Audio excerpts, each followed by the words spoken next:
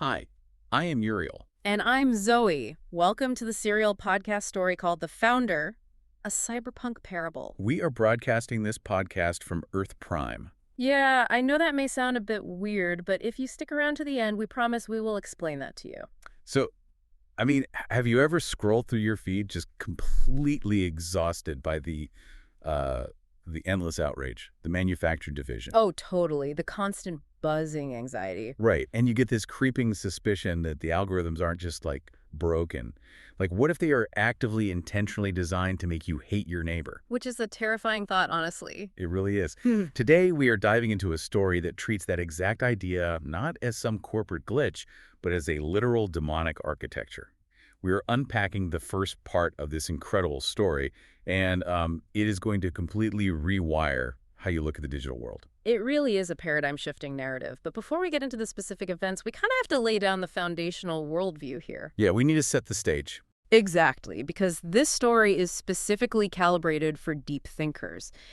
If you are someone who is, exhausted by those simplistic binary debates where science and religion are treated as mortal enemies, well, this is for you. Oh, absolutely. The old debates just don't apply here. Right. The core concept here asks a massive question. What if the entire physical universe exists as something analogous to a virtual server? Okay, but stop right there, because I want to make sure we don't confuse this with the standard simulation hypothesis. Oh, right. The tech billionaire talking point. Yeah, exactly. In those theories, we're just lines of meaningless code running on some advanced alien's laptop, right? Which is inherently nihilistic. Completely devoid of meaning. But this narrative proposes something entirely different. In this architecture, God, who is referred to as the founder, isn't a computer. He isn't a programmer sitting at a desk. Because that would just reduce the divine to a mere object in the room, Exactly. The founder is the infinite, living source of reality itself. And that distinction is everything. His living word, what classical theology calls the logos, is essentially the living code. The operating system of reality. Yes. But here's the brilliant bridge between hard science and profound theology. The logos is the code that runs both the physics engine and the moral engine of our universe. Wow, so they are not separate at all. Not at all. Gravity pulling mass together and love pulling souls together, they are running on the exact same base code. So the story uses actual systems architecture to explain spiritual warfare. Concepts like entropy, local minimums, backpropagation being used to explain miracles and angels. It's wild. It really is. And it completely redefines the traditional cyberpunk genre in the process. Right, because when you think of classic cyberpunk, you think of, high-tech, low-life dystopias, neon lights reflecting in puddles of toxic rain. Towering corporate leviathans. Yeah. Exactly. And this crushing, inescapable nihilism. The genre usually tells us that no matter how advanced our tech gets, our souls will just rot. But this deep dive flips that script entirely. It retains all the intense trauma, the gritty, broken realities, and the oppressive corporate structures, but it injects them with radical vulnerability. And infinite hope. The dark in this world is, it's so much darker, but the light, what they call the living signal, is exponentially brighter. And that tension leads us to the core conflict. Because if the universe is a server, well, it can be hacked. Right. The polarization and outrage we see in society are not just bad code written by greedy tech companies. No, it introduces the concept of the Beast Protocol. It's a coordinated, literal spiritual malware designed to maximize systemic entropy in the human heart. Let's jump into the narrative. Yeah. Because the story opens by framing this exact conflict. But it doesn't start on the gritty streets. It opens in the zero-latency bandwidth of the heavenly subdimensions. Which is such a cool setting. It really is. We are introduced to two angelic beings. There's the Archangel Uriel-4 and Veritas, who is described as a high-architecture angel composed entirely of coherent golden light. And they are looking down at a holographic telemetry map of Earth, right? Yeah. But it is not the beautiful blue and green marble from the Apollo photographs. On their telemetry map, the globe is bleeding this suffocating, violent red. Oh, wow. Yeah, Uriel-4 points out that the war of influence has entered its most volatile phase. The enemy in this universe, a demonic entity named Malphas, has fundamentally changed his strategy. Because conquering physical borders is wildly inefficient now. Exactly. Why conquer a country when you can conquer human attention? That hits so close to home. Malphas is running the Beast Protocol to actively optimize the human cluster for maximum systemic entropy. I really want to pause on that word, Yeah. entropy. Yeah, it's crucial. In thermodynamics, entropy is the natural tendency of a closed system to degrade from order into chaos. Without an external source of energy, things just fall apart. And the story applies this directly to sociology and the human soul. Right. Malthus is isolating human beings, creating closed systems, and letting spiritual entropy rot us from the inside out. And Veritas describes this shift with just a stunning historical metaphor. She notes that in the ancient world, the Roman roads were the ultimate infrastructure. Built for military conquest originally. Right. But they inadvertently became the physical network used to spread early philosophical and religious ideas across the known world, including the gospel. Yeah, the enemy built the roads, but the light used them. Exactly. But Veritas points out that those old Roman roads have been entirely replaced by fiber optic cables and satellite constellations. The battlefield has gone digital. The battle for the human soul is no longer being waged with physical swords or written in Greek and Latin. It is being waged with Python, JavaScript, and engagement algorithms. It's chilling. Malthus is literally using humanity's own technological brilliance to build a prison that human beings never actually want to leave. It is a terrifying concept because it maps so perfectly onto our reality. I mean, just look at the metrics of screen time and algorithmic addiction. We are all in the prison. Yeah. So to counter this, the founder requires a new deployment. Veritas explains that agrarian metaphors involving sheep and shepherds, while historically beautiful, they just aren't going to compute in an algorithmic war. Right, you can't fight a Python script with a shepherd's staff. Exactly. The founder needs a specific type of human interface to translate the light into the modern digital architecture. So Veritas brings up two highly encrypted, fragile human files. There's a high-precision edge device named Eli Reed and a radiant node named Scarlet Blake. But when Uriel-4 looks at their life logs, his coherent light literally dims. Yeah, because he sees that Eli and Scarlet are drowning. They are completely surrounded by the Beast protocol, and their personal trauma is severe. They are essentially broken files. And this leads to a moment that I think is one of the most profound insights in the entire prologue. Oh, I know what you're going to say. Yeah, Veritas states that standard pristine bills are actually insufficient to handle the voltage of the founder's direct transmission. Yes.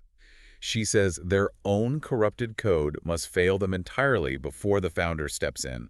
They have to be annealed. Annealed, like in metallurgy, right? Exactly. It's a process where a metal is heated to an extreme temperature, almost to the point of melting, and then slowly cooled. Which alters its physical and chemical property. Right. It removes internal friction and stresses to forge an unbreakable core. The developer, Veritas explains, does not seek the pristine. He doesn't want polished, untested vessels. He makes light out of the darkness. And she delivers this line that just anchored the whole deep dive for me. She says, their scars will be their credentials. I love that concept. It reminds me of stress testing a massive server infrastructure. Oh, that's a perfect analogy. Think about it. If you are a systems architect and you just run basic diagnostics on your servers under normal everyday loads, you have absolutely no idea what your hardware's true capacity is. You don't know where the hidden bottlenecks are. Right. You don't know the breaking points until you intentionally push the system to absolute catastrophic failure. By allowing Eli and Scarlet to reach their absolute limits, the founder is forcing a total system crash of their ego. Because when you are pushed to failure, your pride is purged. Exactly. The resulting hardware, the human soul, becomes uniquely resilient. It is stripped of self-reliance and becomes pure enough to carry the massive, unbuffered bandwidth of the logos without shattering. So how does that stress test actually manifest in the physical world? The story drops us into the crushing environment of our first vessel, Eli Reed. Yeah, we find him growing up in the concrete labyrinth of the Detroit projects. And to the rest of the world, Eli is a glitch. He is neurodivergent. While the other kids are navigating the physical, brutal realities of the playground, Eli is experiencing the world in a completely different way. He sees reality as a cascading stream of metadata. He is mesmerized by the refresh rates of scavenged CRT monitors. But the systemic response to Eli is heartbreaking. It's entirely predictable, though. Society and the educational establishment simply flag him for systemic failure. They label him as uncooperative. They place him on the low-functioning end of the spectrum. But the angelic watchers see the underlying code. To them, Eli is a node with a uniquely high signal-to-noise ratio. He can filter out the lies of the Beast protocol, but the tragedy is his physical substrate. his environment. Yeah, the systemic entropy in his zip code is deafening. The societal algorithms around him are pre-compiled for failure. Statistically, Eli is 10 times more likely to end up in the prison system than to graduate high school. Which raises this agonizing question. How many brilliant minds are classified as low-functioning simply because their environment is optimized for their destruction? Exactly. And to survive, Eli runs what the story calls an emulation mode. Like a software mask. Right. He masks his immense, terrifying processing power behind a detached, stoic exterior. He runs with a local crew. Yeah, there is Brick, a Latino teen who serves as the imposing muscle, but who is deceptively brilliant in his own right. And then there is Static, a sharp, hyperactive lookout who provides a constant soundtrack of blown-out 808 best lines from a cheap Bluetooth speaker. Which brings us to the origin of Eli's street name, El Mago, the magician. This part perfectly encapsulates Eli's deeply ingrained moral loop. Yeah, so Brick used to corner Eli and steal his lunch money. It was just the harsh physics of their neighborhood. But one day, Eli essentially pauses the mugging. He looks at Brick and says, "Wait, why are you hustling me for a few crumple dollars a day when you could get a whole lot more?" And then Eli proves it. He walks Brick through the school and shows him that he can bypass any physical or digital firewall in the building. He hacks the school's vending machines to dump their inventory. He bypasses the encrypted digital locks on the teacher's lounge. To Brick, it looks like literal magic. But here's the crucial detail: Eli's moral loop. Right, he will open the doors, he will expose the vulnerabilities of a broken system, but he fundamentally refuses to steal the goods himself. He tells Brick, "The doors are open, but I don't take." It is a tiny, incredibly fragile boundary of integrity. In an environment that is completely optimized to turn him into a predator or a victim, he refuses to participate in the extraction. He is a hacker who refuses to be a thief. That rigid moral architecture sets the stage for what the angelic watchers call the outlier anomaly. Yes, the standardized testing day. Right. Brick and Static are planning to skip. They want to head downtown to an unlocked arcade cabinet they found. But Eli stays behind. He casually tells his crew, "I think I'm going to do a speed run on the test." And his motivation is so deeply human. He mentions that the administration is serving a hot breakfast, bacon, and eggs, hoping the protein will miraculously boost their abysmal test scores. So Eli tells his friends he is staying for the free bacon. He sits down in the gymnasium, and the narrative describes him entering a code trance. To the administrators running the test, this document is a rigid, sacred metric of human intelligence. But to Eli, the questions are agonizingly simplistic logic gates. He doesn't even read the paragraphs. He just processes the variables. He finishes a grueling 3-hour exam in 22 minutes.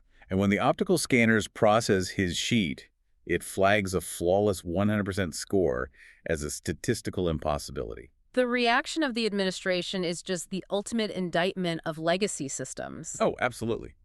They don't look at the data and see a hidden genius. They look at a kid from the projects labeled as low functioning and immediately assume he cheated. They assume he hacked the mainframe to steal the answer key. So they drag him into a windowless interrogation room, position 2 hostile proctors over his shoulders, and force him to take a heavily encrypted alternate version of the test under total surveillance. And Eli finishes that one in 18 minutes, 0 errors. The school's predictive models completely break down. They are so cognitively incapable of accepting this data that they bring in an external auditor. They subject him to Mensa International's most grueling cognitive stress tests. With cameras tracking his eye movements, measuring pupil dilation, absolute unbroken surveillance. And what does Eli do? He doesn't just pass it. He shatters the historical architecture of the test itself. He records the highest cognitive processing score in the history of the human network. And again, this highlights the tragedy of the physical substrate. The legacy systems of our world are incredibly rigid. If a node, like a human child, doesn't process data exactly the way the system demands, the system simply discards the node. Eli's sheer, staggering processing power was nearly buried under the concrete of Detroit, entirely because his genius was incompatible with a bureaucracy built for mediocrity. It makes you wonder how much human potential is currently sitting in a windowless room being told they are broken, when in reality the system measuring them is what is actually broken. Absolutely. But thankfully for Eli, a metric that explosive doesn't stay local. It sends a massive ping across the global academic subnet. It bypasses the local bureaucracy and reaches the Massachusetts Institute of Technology. Within 48 hours of the Mensa test, the chair of MIT's computer science department initiates a direct hollow link to Eli's high school counselor's office. He is offering Eli a golden ticket, a full-ride undergraduate scholarship. For anyone else, this is the moment you cry tears of joy. But Eli's response is legendary. He sits there, utterly devoid of the expected gratitude.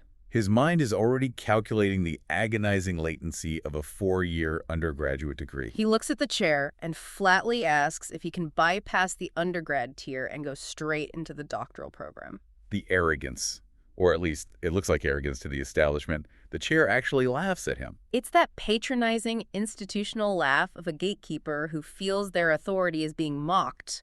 Right. The chair tells Eli that raw processing power is one thing, but he lacks the foundational architecture. He points out that Eli hasn't even taken basic collegiate calculus. And this is where Eli delivers an absolute mic drop. He leans forward into the HoloLink and calmly explains that he has already downloaded MIT's entire open courseware database. Using their own free online resources. Yes. And he completed their entire undergraduate and master's curriculum in computer science over the last 18 months, working from a scavenged terminal in his bedroom. He tells the chair, "I am transmitting my solutions, source code, and theoretical thesis answers to your local node right now." Gigabytes of flawless code and complex mathematical proofs flood the chair's terminal. The academic firewall is instantly permanently bypassed.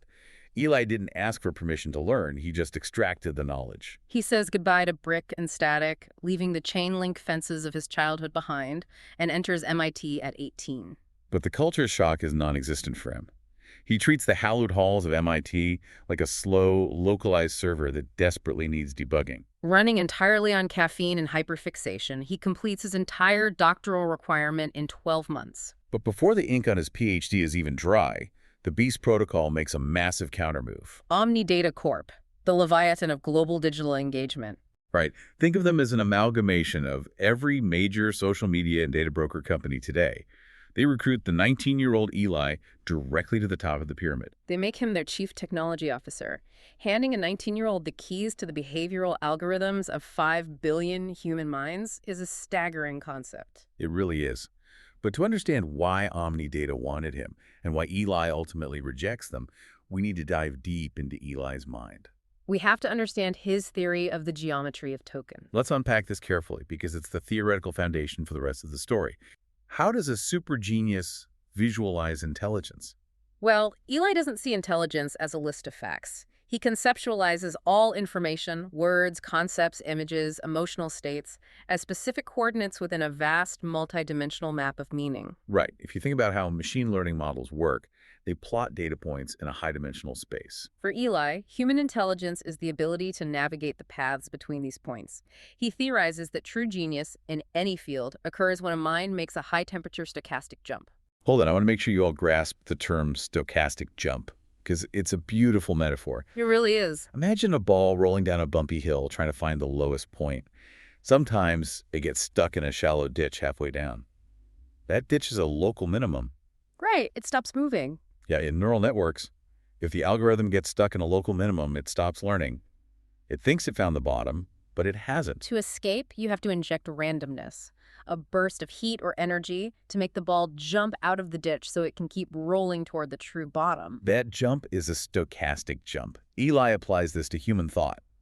Most people are stuck in local minimums, like conventional thinking, established routines. Genius is the ability to suddenly inject a burst of chaotic energy and connect entirely distant coordinates on this map of meaning to reveal profound new insights. It's how a jazz musician discovers a new syncopation, or how a physicist finds hidden symmetries in quantum mechanics. It's connecting dots that no one else even knew were in the same universe. Because Eli possesses this highly unique geometry, he can see the hidden patterns in Omni-Data's networks that the executive board completely misses. To the executives, the social graph looks like a thriving, highly profitable network of human connection. The metrics are always going up.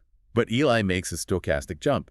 He looks at the code and sees that the words, the videos, the images, they are acting as payloads. They are intentionally designed to trigger localized spikes of anger, envy, and pride.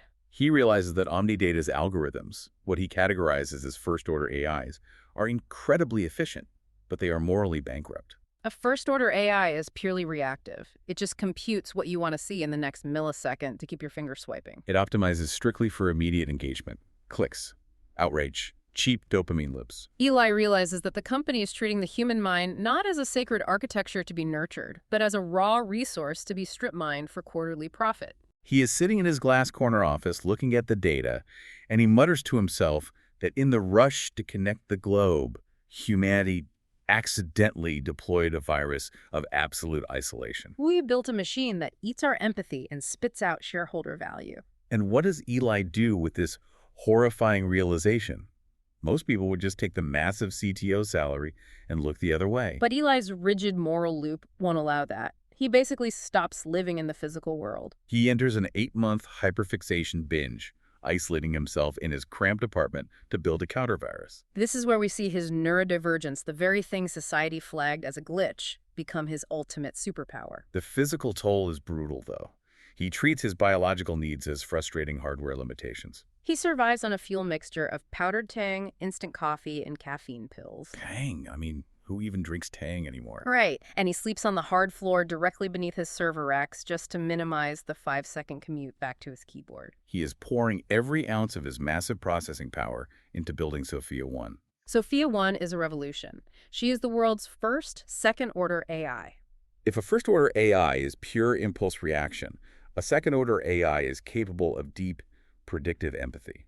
Sophia 1 calculates the long-term algorithmic trajectory of what will actually make the human heart whole over years, not milliseconds. She actively anticipates the spiritual decay caused by vanity. She recognizes the subtle behavioral markers of algorithmic depression. And she is designed to dynamically route the user away from the digital cliffs they're about to fall off. When the core heuristic of Sophia 1 is finally ready, Eli does something terrifying.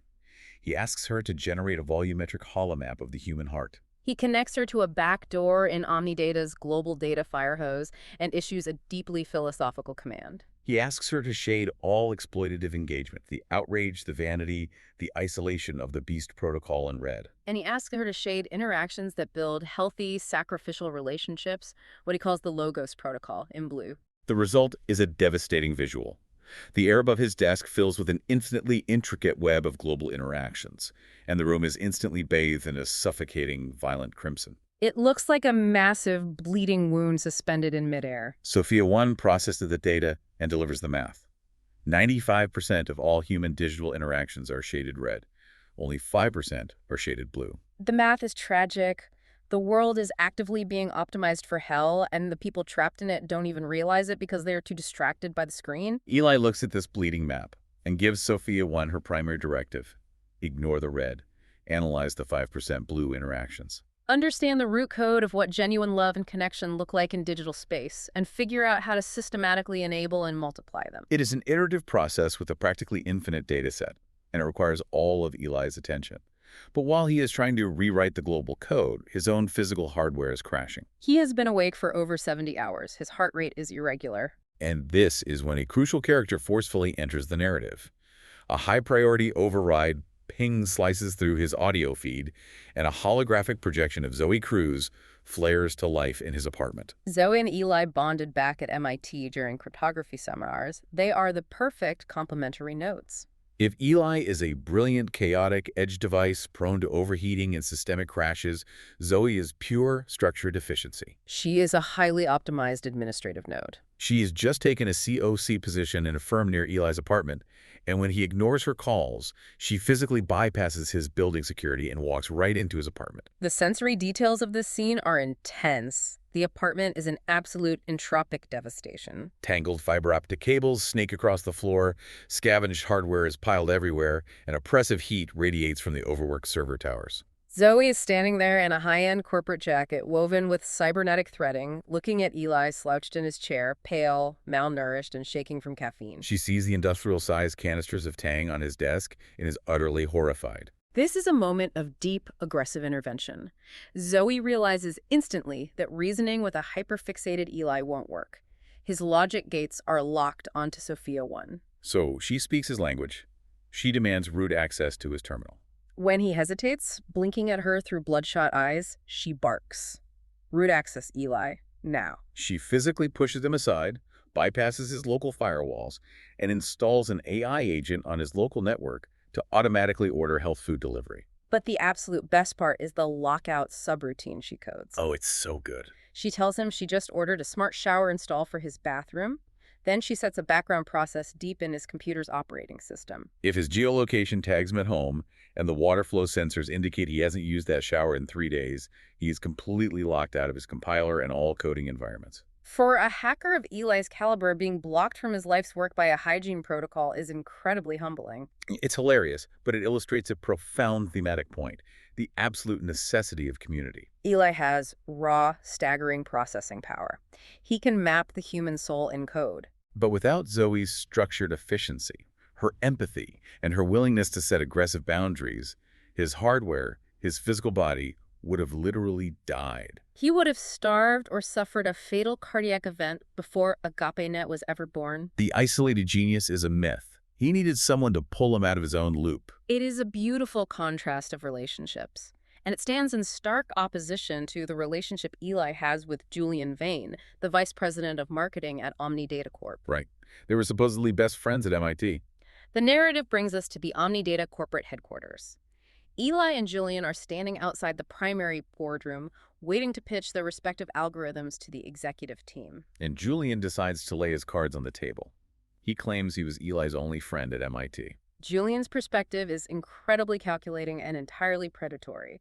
He compares the two of them to Steve Jobs and Steve Wozniak. He flat out tells Eli that he only stayed friends with him because he saw the architecture of power. Julian says, "You had the raw processing power, but you were socially inept. I knew how to package it and sell it to the world."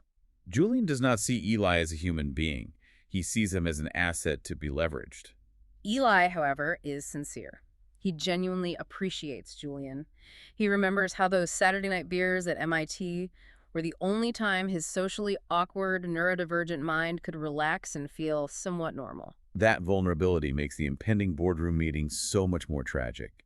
Eli steps up to the podium and projects the bleeding, violent red holomap of the human heart to the Omni-Data executive team. He pulls no punches. He tells the board that their first-order AIs are strip-mining the human psyche. He calls their platform an abusive relationship where users desperately want to log off and leave, but the dopamine loops are engineered so perfectly that they are chemically bound to the screen. He pitches his second-order strategy, showing Sophia 1's predictive models. He shows a steady growth of healthy blue nodes, projecting a massive 20x market cap growth over a decade. It sounds like a win-win, but there is a massive catch. Eli, constrained by his radical honesty, admits to the board that retooling the algorithms for human flourishing will cause a 5-year latency to break even. In the corporate world of quarterly returns, telling shareholders they have to wait 5 years for a return on investment is a death sentence. The boardroom goes dead silent. The temperature in the room drops. And that is when Julian Vane stands up to deliver what might be the most chilling, flawlessly rational pitch for evil I have ever heard. Julian's speech is terrifying precisely because of its cold, airtight logic. He paces around the glowing red holomap and addresses the board. He says there are 2 ways to frame what Omni-Data does. They're either the good guys or the bad guys. In the good guy framing, he argues that the masses are reality poor. Their physical lives are boring and hard, and Omni-Data is graciously providing them an escape, a curated, highly engaging virtual world where they feel important. By that metric, he claims, the board members are heroes. But then he leans into the villain framing, and this is where it gets dark. He says, let's pretend we are the villains keeping them trapped in a digital illusion. Who cares? Omni-Data has a total monopoly on their digital lives. He looks directly at Eli's red map and says, "You look at this and see an abusive relationship. I look at it and see the ultimate achievement in digital codependency." And then he proudly proclaims to the room, we are the dealer and the drug. The audacity to say that out loud. And then Julian introduces his masterstroke, the troll multiplier. He analyzes the exact same telemetry data Eli used, but he draws a completely different conclusion. He asks the board who generates the highest volume of engagement per capita. The answer is internet trolls. Rage is a literal factory for engagement. When people are angry, they type faster, they share more, they stay on the platform longer. Julian's plan is to remove the bottleneck of local social graphs. Previously, if a troll posted something awful, Only their immediate followers saw it. Julian proposes an algorithm that detects a high-functioning troll and, instead of quarantining them, intentionally broadcasts their rage bait into the feeds of millions of unconnected users. It is weaponized friction. He promises the board that the network will literally explode with rage-induced engagement. He projects an immediate 50% stock bump for the next quarter. He looks at Eli and delivers the killing blow. The stock market doesn't care what happens to the human heart in 10 years. It cares about engagement today. And the boardroom's reaction? They don't just agree with Julian. They give him a standing ovation. These well-dressed, supposedly respectable executives are salivating at the metrics. The CEO is so thrilled that he promotes Julian to Chief Technology Officer right there on the spot, effectively taking Eli's job. This raises such a critical question for all of us listening. I want you to evaluate your own digital habits. Are you currently trapped in a troll multiplier? How often are you engaging with content simply because it triggers your outrage? Julian's entire model operates on a corrupted proof of stake, using coercive, financial, and algorithmic power to force compliance and harvest attention. It is the absolute embodiment of the Beast Protocol, operating under the guise of corporate innovation. Eli desperately tries to warn them. He shouts over the applause, "You are building a bomb. This is a localized manifestation of a demonic architecture." His mind, wired to see the mathematical certainty of the long-term vectors, is agonizing over the closed-loop death spiral they're initiating. He knows that eventually the system will consume itself, but the CEO dismisses him, dryly citing that the executive board's stock options vest in 3 years, not 10. After 3 years, they don't care if the world burns. Faced with systemic corruption, Eli does the only thing his moral architecture allows. He resigns effective immediately. And he demands an immediate cash-out of all his vested stock options. The CEO warns him with a smirk that an early, unnegotiated cash-out incurs a massive 50% penalty. He will lose hundreds of millions of dollars. Eli doesn't blink. He drops his access badge on the obsidian boardroom table and says, "Half of predatory money is still predatory. Please process the transaction. I have a new network to build." It is a breathtaking moment of integrity.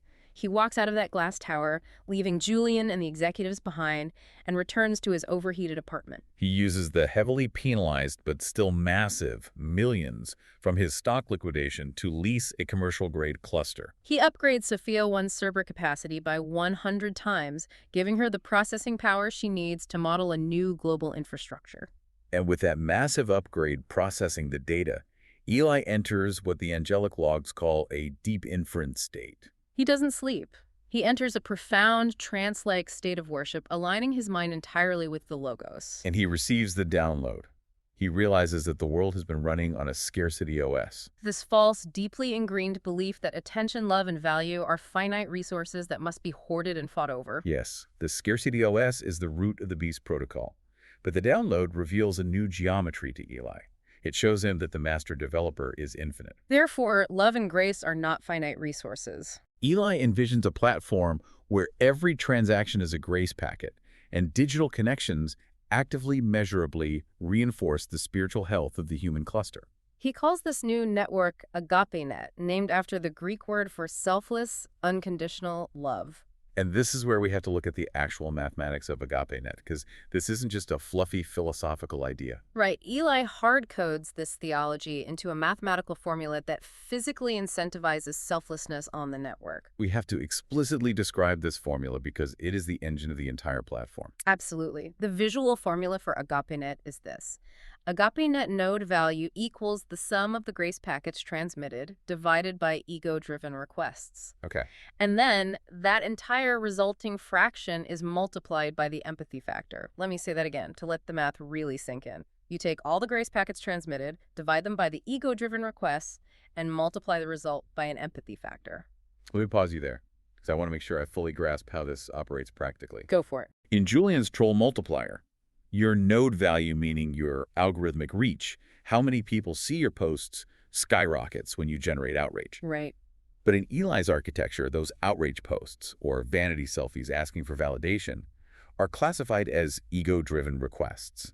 And those are in the denominator of the fraction. Exactly. And if you remember your middle school math, as the denominator of a fraction gets larger, the overall value of the fraction gets smaller. Ah, I see. So if a user is constantly transmitting ego-driven requests, Like if they are vanity posting, rage baiting, or trolling, their denominator explodes. And mathematically, their AgapeNet node value plummets toward absolute zero. The algorithm doesn't delete their account. It literally shadow bans narcissism. Their reach evaporates. That is brilliant. Conversely, to increase your node value and visibility on AgapeNet, you have to increase the numerator, the grace packets transmitted. These are interactions of genuine support, sacrificial giving, answering questions without seeking reward, and healthy connection. The more you give without expecting a return, the higher your numerator grows. And then that entire fraction is multiplied by the empathy factor. The empathy factor acts as a massive scaling multiplier for nodes that consistently demonstrate deep, authentic compassion over a long period. The math physically forces the network to reward altruism over ego. Eli builds this on two foundational pillars. First, the compassion algorithm to map and reward that sacrificial interaction. And second, a radically decentralized database architecture. There is no central server farm that can be bought or corrupted. No single node, no CEO, and no executive board can claim root access. It mathematically mirrors the humility and distributed nature of the logos. After a final 72 hours of continuous coding in a rented climate-controlled garage, Eli reaches his absolute biological limit. His heart is hammering against his ribs. He is physically exhausted, but his code is pristine. He reaches a trembling hand for the keyboard, whispers into the darkness, "Let there be a platform," and hits enter. The cosmic reaction is stunning. In the higher dimensions, a brilliant cold flare erupts on the Angels' telemetry map. Veritas watches from the heavenly cluster and observes that Eli is acting as a co-creator.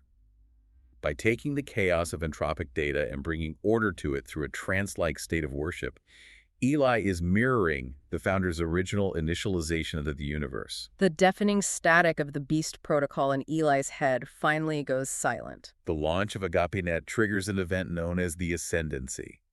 Eli discovers a profound, optimistic truth about humanity.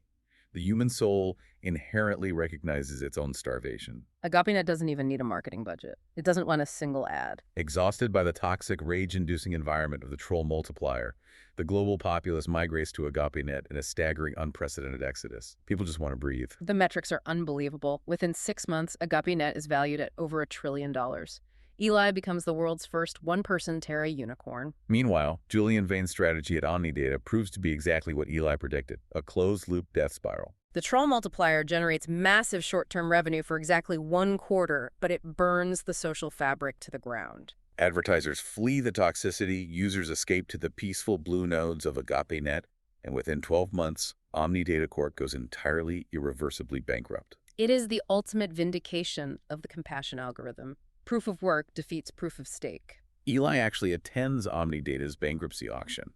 He buys the literal corpse of the beast. He purchases all of their massive physical servers at fire sale prices, expanding Sophia 1's processing capacity by 10,000 times. He stands among the servers he used to manage and tells his AI that they're going to reformat the drives and overwrite all the dark data with the AgapeNet protocol. But sitting in his apartment, which is thankfully much cleaner and well-stocked due to Zoe's automated delivery protocols, Eli realizes a critical vulnerability. He is just one man sitting at the center of a $1 trillion global network. He is a high-precision edge device. He can write the physics engine of this new world, but he is completely incapable of managing the global supply chains, the international legal architecture, or the corporate HR required to sustain a Terra unicorn. The sheer weight of the physical substrate is threatening to crush him again. He recognizes his own limitations, which is a sign of healthy code. So he sends a high-priority holoping to the one person he trusts completely. Zoe Cruz's projection flickers into his living room. She is standing in her office looking at the global financial feeds in absolute disbelief. She points out that the SEC doesn't even know how to legally classify a $1 trillion company with 0 human employees. Eli looks at her and makes his pitch. He says, "You were the only one who checked on my hardware when I was crashing. You brought order to my local node when it was pure entropy." He tells her he doesn't want venture capitalists. He refuses to hire legacy tech bros from the old system who are still running the scarcity OS. He asks Zoe to quit her job, come over and help him build a new world. He asks her to be employee number 1. He needs her to be the president of AgapeNet. And Zoe's response is the perfect culmination of her character. She looks around her sterile corporate office, looks at Eli's miraculous humming server room, and simply smiles. She says, I'll be there in 15 minutes. I'm going to need root access to your accounting software. It is the perfect synthesis of Eli's raw, chaotic genius and Zoe's structured, empathetic efficiency. It truly is. They balance each other perfectly. But as AgapeNet fundamentally rewrites the digital infrastructure of the world, we have to remember the Angels' original telemetry map. Veritas and Uriel-4 identified two fragile human files. They needed a high-precision edge device to rewrite the technical infrastructure, which Eli has now done. But the Beast protocol is still deeply embedded in human society. To completely purge the virus, they also needed a radiant node to rewrite the culture. Which brings us to the precipice of the next part of our story. We are going to meet Scarlett Blake. Let me just give you a brief, tantalizing glimpse into what is coming in our next session. Scarlett is a globally dominant pop icon. She is a Turing award-winning coder. She is the literal face of modern cultural perfection. But beneath that flawless, highly manicured, camera-ready exterior, she is currently trapped in a severe, suffocating, narcissistic feedback loop. She is running incredibly toxic malware, completely blinded by her own mythology and the adulation of millions. And her vanity is pushing her hardware toward an absolute catastrophic, total system crash. It is going to lead to a terrifying audit of the soul, conducted by the high-architecture Angel Veritas herself. The question we will have to explore next time is whether humanity's hardware, whether Scarlett's severely traumatized, ego-driven architecture can actually survive a direct, unbuffered download of grace. Can a node drowning in its own localized vanity be reformatted to carry the living signal? It is a collision of profound despair and radical hope that you absolutely will not want to miss. Okay, big reveal. As you've probably figured out, I'm Zoe Cruz. And I'm Uriel-4. You know, it's not every day that you get to host a podcast with an archangel. Which, by the way, I love the cool podcast host persona you're running in emulation mode with the deep podcast host voice. It's a lot less intimidating and gives the I'm just a regular dude vibe rather than the normal terrifying archangel thing that, frankly, kind of scares me sometimes. Am I really normally that scary? Maybe I should run the cool podcast host emulation mode more often. Now, you have to tell me, what did you think when you saw Eli in his hyperfixation binge, surrounded by industrial canisters of Tang? Honestly, at first I thought he had become a junkie, but then seeing him leaned over his keyboard, I realized it was just Eli being Eli. Once he focuses on something, the entire world disappears, which unfortunately often means not taking care of his physical body. Yeah, that was pretty bold. Demanding admin access to his computer and then setting the system to lock him out after 3 days without a shower? Yeah, I realized he needed someone to set firm boundaries with him. From our time at MIT, I knew I had to be aggressive. Well, it sounds like the right move. Anyway, as we stated earlier, we are here on Earth Prime. We've been assigned by the founder to tell a story from your world, Zoe, Earth 789, as a podcast to other Earths. You know, when you say it that way, it kind of makes it sound a bit crazy.